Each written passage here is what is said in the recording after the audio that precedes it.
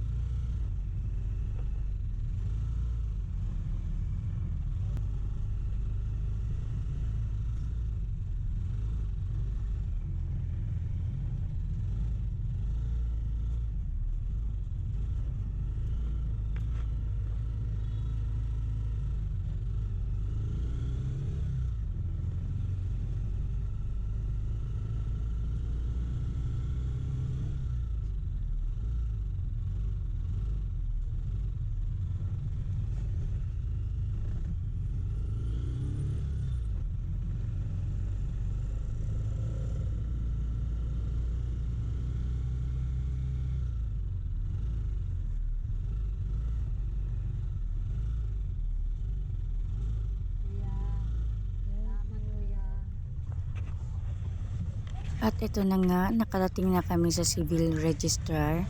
So, papasok na po kami sa loob.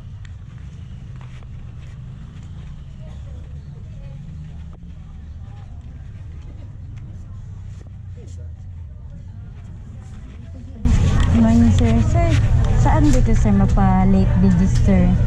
Diken, Sa papa ko po. saan siya pinanak mo? Sa Bacolod, Negros Occidental. May negative na po kayo galing sa PSA? Kailangan sa PSA po. Yes po, yung negative muna ma'am. Anong sabihin doon, Negative sir? certification. May ipifill out kayo doon kung Ah. anong ibibigay ng PSA.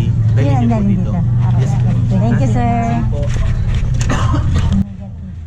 So, kailangan pala kumuha muna sa PSA ng negative certificate para makapag-apply kami ng late registration ng birth certificate sa civil registrar. So, ayan, sumakay kami ulit ng sasakyan para papuntang PSA.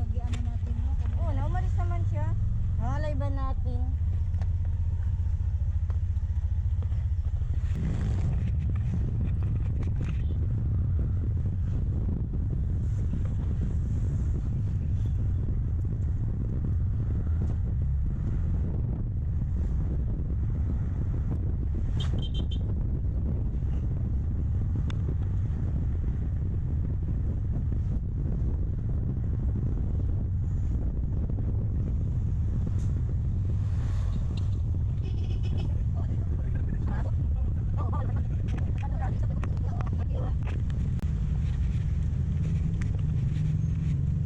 At nandito na nga kami sa PSA. So, may guard dito sa entrance. Tatanungin kanila kung anong pakay mo dahil by schedule pala yan ang punta dyan. So, ayan, sinabi ko nga dyan na kukuha kami ng negative certificate for late registration. So, bibigyan ka nila ng form para mag-fill up ka dyan. And kailangan mo pa attendance dyan bago ka pumasok. Hawak ba, Nay?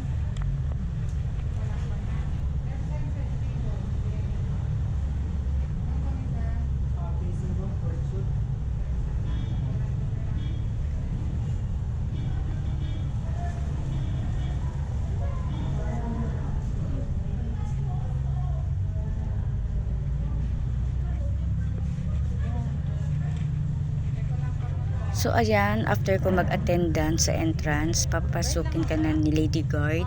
So i-check muna niya ang Isa lang po. mga bag nyo dyan kasi hindi ka basta-basta makapasok pag mahigpit kasi ang PSA. Kailangan talaga ng ng attendance at saka i-check ang mga gamit na dala mo.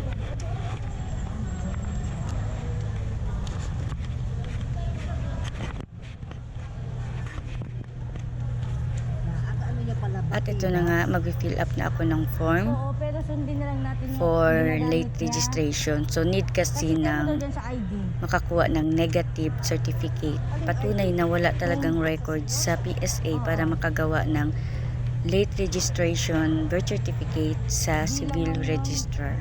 So madali lang naman mag-fill up basta alam mo ang information ng tao na kukuhaan mo ng negative certificate. So ayan, back to back yan.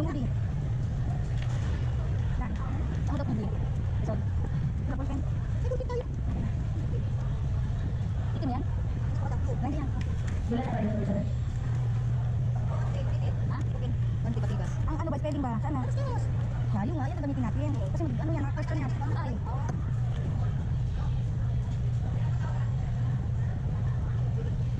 Wala man ito dito copy. Identification address na ito. Wala man ano. Wala register ko.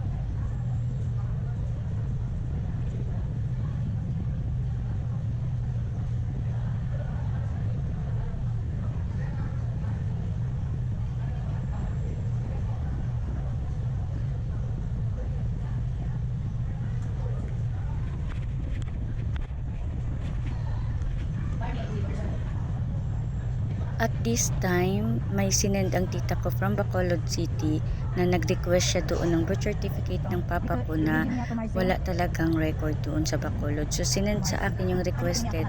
From 1997 pa pala yan siya nag-request yung tita ko. So wala pala talagang birth certificate yung papa ko. So ayan, sinend sa akin din. Patunay yan na ipapakita ko dyan sa PSA or sa civil register na wala talaga siyang birth certificate.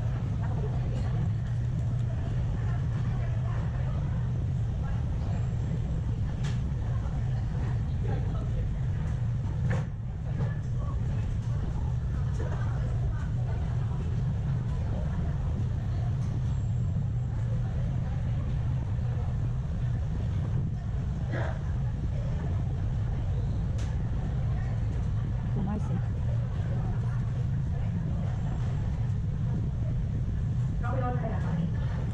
Purpose of the request.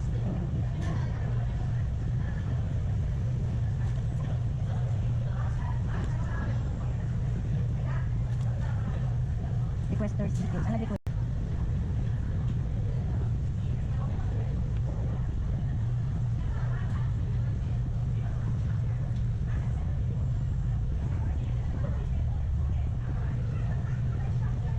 So ayan, tapos na ako mag-fill up and pipila na ako para makapasok na sa loob ng PSA office. Abangan nyo ang part 2.